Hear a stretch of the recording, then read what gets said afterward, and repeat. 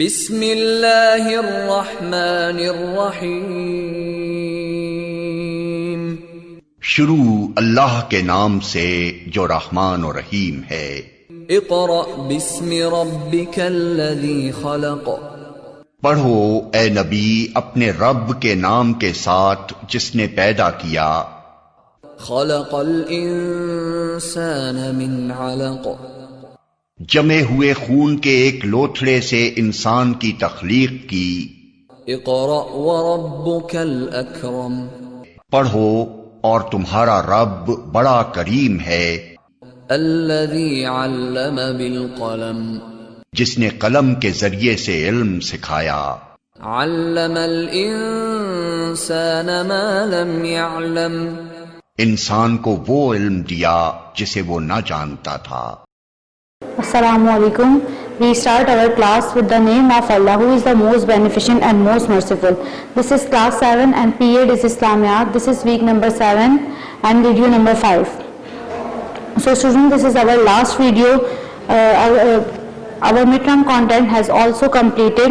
So today in this class we will review all the stuff of first semester final content from week number 1 to week number 7.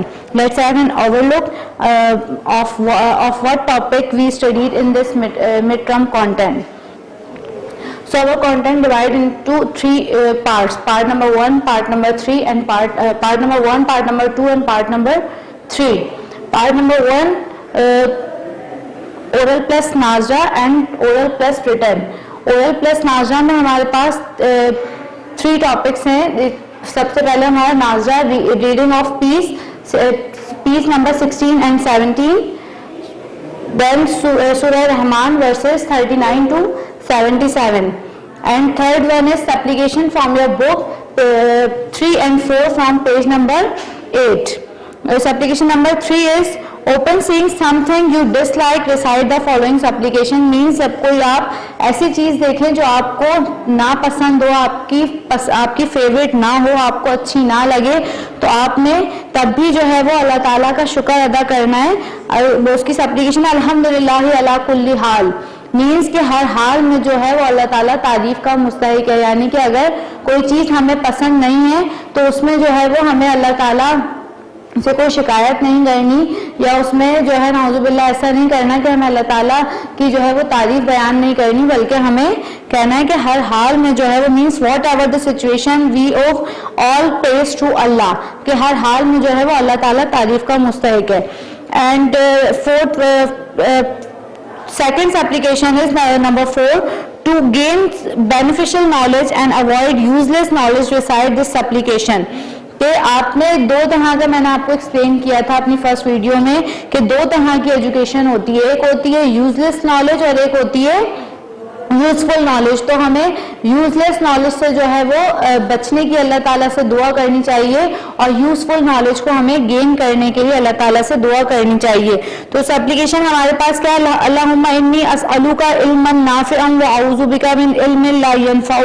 means oh Allah, I beseech you for useful knowledge and seek protection from useless knowledge. کہ اے اللہ میں تجھ سے جو ہے وہ useful knowledge جو ہے, کارآمد علم تجھ سے مانگتا ہوں, اور جو یوزلیس, جو بیکار, جو غلط جو علم ہے وہ اس سے میں تجھ سے پناہ مانگتا ہوں. So second portion is oral plus written. First سورہ تکاثر. سورہ تکاثر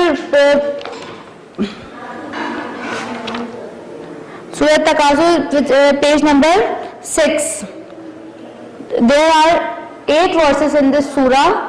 This surah is revealed at Makkah, and surah Takasur means the competition to increase. means کہ دنیاوی چیزوں کو بڑھانے کے لیے کسی سے کمپٹیشن کرنا یا کسی سے آگے نکلنے کی کوشش کرنا. So move on our second part. Second part is instructions of Holy Prophet sallallahu alaihi wasallam. means کہ احادیث نبوی صلی اللہ علیہ وسلم. So 3 ahadith are included in your content. Hadith number 3, 4 and 5. These are given on your book page number 45. حدیث number 3 لا یؤمن احدکم حتی یکون ہواہ تبعا لما جئت بہ means no one can be a true Muslim until his desires are in conformity and coincide with the teachings that I have brought means کہ تم میں سے اس وقت تک کوئی شخص سچا مومن نہیں ہو سکتا جب تک اس کی خواہشات اس چیز کے مطابق نہ ہو جائیں جو کچھ میں لے کے آیا ہوں. یعنی کہ رسول اکرم صلی اللہ علیہ وسلم ہمارے پاس کیا لے کر آئے تھے؟ اللہ تعالیٰ کا پیغام لے کے آئے تھے, شریعت لے کر آئے تھے. تو ان کا اس حدیث میں کہنے کا مقصد یہ ہے کہ اس وقت تک جب تک ایک انسان کی جو ہے جتنی بھی اس کی خواہشات ہیں وہ اس چیز کی مطابق نہ ہو جائیں جو مطلب قرآن کے اور حدیث کے مطابق نہ ہو جائیں تو وہ شخص جو ہے وہ ایک اچھا مسلمان نہیں بن سکتا.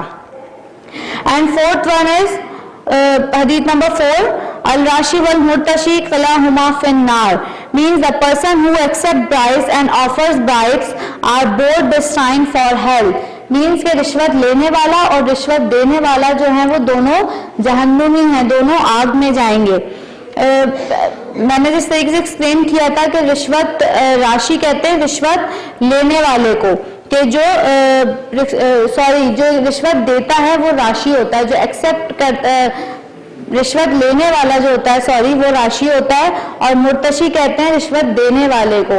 تو اس لیے اس حدیث میں کلیئر کر دی یہ بات کہ رشوت دینے والا اور لینے والا جو ہے وہ دونوں جہنمی ہیں, کیونکہ رشوت جو ہے وہ کس لیے دی جاتی ہے؟ کسی انلیگل کام کے لیے دی جاتی ہے کہ انلیگل جب آپ کا کوئی کام لیگل طریقے سے نہیں ہو رہا ہوتا تو اس کو انلیگل طریقے سے کرنے کے لیے رشوت دی جاتی ہے. تو اسی لیے جو ہے اللہ تعالیٰ نے جو ہے وہ دونوں کو جو ہے منع کیا ہے تاکہ جو ہے وہ ہماری سوسائٹی میں جو ہے بیلنس رہے, جسٹس رہے, کسی قسم کی کوئی شخص بے ایمانی نہ کر سکے. اینڈ تھرڈ ون از حدیث نمبر 5 کلکم رائن وکلکم مسئول عن رعیتی means all of you are protectors and each one is responsible and accountable for those entrusted to him means کہ رسول اکرم صلی اللہ علیہ وسلم نے ارشاد فرمایا کہ تم میں سے ہر ایک جو ہے وہ اپنی جو ہے وہ رعایا کا, اپنی جو چیزیں اس کے اندر کام کر رہی ہیں وہ اس کا جو ہے وہ اس کا محافظ ہے, اس کی حفاظت کرنے والا ہے. اور وہ شخص جو ہے وہ ہر ایک جو ہے وہ اپنی جو اس کی رعایا ہے, اس کی جو مطلب اس کی جو فیملی کہہ لیں یا اس کی پوری جو مطلب ایک اگر کوئی پرائم منسٹر ہے تو اس پرائم منسٹر جو ہے وہ اپنی اس پوری جو اس کے نیشن میں جو لوگ ہیں وہ جو ہے وہ سب اس کے کیا ہیں, وہ اس کا جواب دہ ہوگا. یہاں لکھا ہے کہ accountable for those who interested to ہم, کہ وہ ان چیزوں کا جو ہے جواب دہ ہے کہ اس نے اپنے کس طریقے سے اس نے اپنے پوری جو اس کی جو نیشن تھی اس کو لے کے چلا. اگر کوئی فیملی ہے اس کا ایک ہیڈ ہوتا ہے, ایک فادر ہوتے ہیں یا کوئی گرینڈ فادر ہوتے ہیں, وہ اس فیملی کے ہیڈ ہوتے ہیں, وہ اس فیملی کو پورا لے کر چل رہے ہوتے ہیں. تو اسی طریقے سے اور بہت ساری کوئی بھی آرگنائزیشن ہوتی ہے وہاں کے کوئی ایک پرنسپل ہوتے ہیں, ایک آنر ہوتے ہیں. تو ان سب لوگوں سے جو ہے وہ رسول اکرم صلی اللہ علیہ وسلم نے ارشاد فرمایا کہ وہ جو ہے وہ اپنی رعایا کے ذمہ دار ہے, ان کو جواب دینا ہے کہ انہوں نے کس طریقے سے جو ہے وہ اپنی پوری جو ان کی فیملی تھی یا ان کی نیشن تھی سب کو کس طریقے سے لے کر چلے. تو اس کے بارے میں صرف نہیں جو آپ کا دل چاہے آپ وہ کر لیں, نہیں, اس کا جو ہے ہمیں اللہ تعالیٰ کو جواب دینا ہے. So let's move on our part number 3, subjective studies. There are three lessons in this part lesson number 4 from unit number 3, faith and worship, which is taqwa, and lesson number 1 and 2 from unit number 3, humbleness and avoidance of dissipation, from unit number 3, manners and etiquettes. Our first lesson is lesson number 4, taqwa, given in your book page number 22. So students, taqwa is an Arabic word which means to fear, to save oneself and avoid or abstinence means کہ کسی چیز سے جو ہے اپنے آپ کو روکنا, مطلب اپنے آپ کو سیف کرنا یا جو ہے کسی چیز سے ڈرنا. تقوی بیسیکلی جو اگر ہم اسلامک ٹرمینالوجی میں تقوی کی بات کریں تو تقوی کا مطلب ہے کہ صرف اللہ تعالیٰ کی منع کی ہوئی چیزوں سے جو ہے اپنے آپ کو روکنا, اللہ تعالیٰ سے ڈرنا, اور صرف اپنے آپ کو کس طرف لگا کے رکھنا, اللہ تعالیٰ کی عبادت میں اپنے آپ کو مصروف رکھنا. اور جو لوگ تقوی کو ایکسیپٹ کرتے ہیں, جو تقوی اختیار کرتے ہیں, ان لوگوں کو متقی کہا جاتا ہے. سو تقوی بیسیکلی ورشپ بائی ہارٹ ہے, کہ تقوی جو ہے وہ دل سے کیا جاتا ہے. تقوی اسلامک ورشپ کی 3 فارمز ہمارے پاس اس بک میں موجود ہیں. Number 1 worship by wealth, physical worship, اور worship by heart. Worship by wealth میں ہم کیا کرتے ہیں کہ جو ہم زکوٰۃ دیتے ہیں, چیریٹی کرتے ہیں, مینس جو عبادت ہم اپنے مال کے ذریعے سے کریں وہ ورشپ بائی ویلتھ ہوتی ہے. جو ہم فزیکلی کریں, فار ایگزامپل کہ نماز ہے, روزہ ہے, اس کے علاوہ حج ہے, تو یہ سب چیزیں جو ہے وہ ورشپ, فزیکل ورشپ میں آ جاتی ہیں. اور تقوی جو ہے وہ سب سے زیادہ جو اللہ تعالیٰ کو پسند ہے وہ تقوی ہے, کہ یہ تقوی بیسیکلی انسان یہ ورشپ جو ہوتا ہے وہ اپنے دل سے کر رہا ہوتا ہے. مطلب اپنے دل میں صرف اور صرف اللہ تعالیٰ کو رکھنا, اور جن چیزوں سے اللہ تعالیٰ نے منع کیا ہے ان چیزوں سے بالکل اپنے آپ کو دور کر لینا جو ہے وہ تقوی ہوتا ہے. So our third lesson is lesson number 1 from unit number 3, humbleness. So humbleness is given in your book page number 28. Humbleness means not to consider oneself to be superior or greater than others. Means کہ اپنے آپ کو کسی سے زیادہ اچھا, کسی سے زیادہ جو ہے بڑا کنسیڈر نہ کرنا, اور صرف اس بات پر یقین رکھنا کہ ہم سب سے بڑا, ہم سب سے بہتر اگر کوئی ہے تو وہ کون ہے, وہ صرف اور صرف اللہ تعالیٰ ہے. اور اللہ تعالیٰ کے جو بندے ہیں ان کے ساتھ جو ہے وہ نرمی اختیار کرنا. ہمبلنس کا مینس اردو میں اگر ہم بات کریں اس کا مطلب ہے نرمی, انکساری, مینس کسی سے جو ہے وہ پیار اور محبت سے بات کرنا. اسی طریقے سے ہمبلنس میں اور سیکریفنسی میں بہت ڈفرینس ہوتا ہے. ہمبلنس کہتے ہیں انکساری کو, اور سیکریفنسی کہتے ہیں کسی کی بٹرنگ کرنا. تو سم ٹائم ایسا ہوتا ہے کہ لوگ جو ہے وہ ہمبلنس کو اور سیکریفنسی کو ایک ہی چیز کنسیڈر کر رہے ہوتے ہیں, تو یہ دونوں چیزیں بالکل ڈفرینٹ ہوتی ہیں.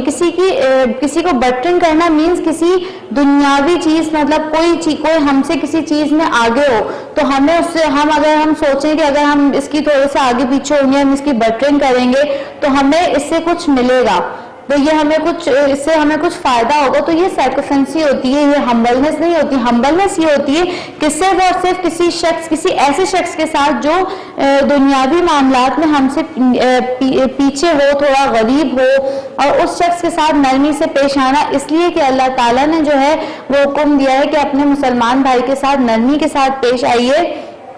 تو اس طریقے سے جو ہے وہ ان دونوں چیزوں میں فرق آ جاتا ہے.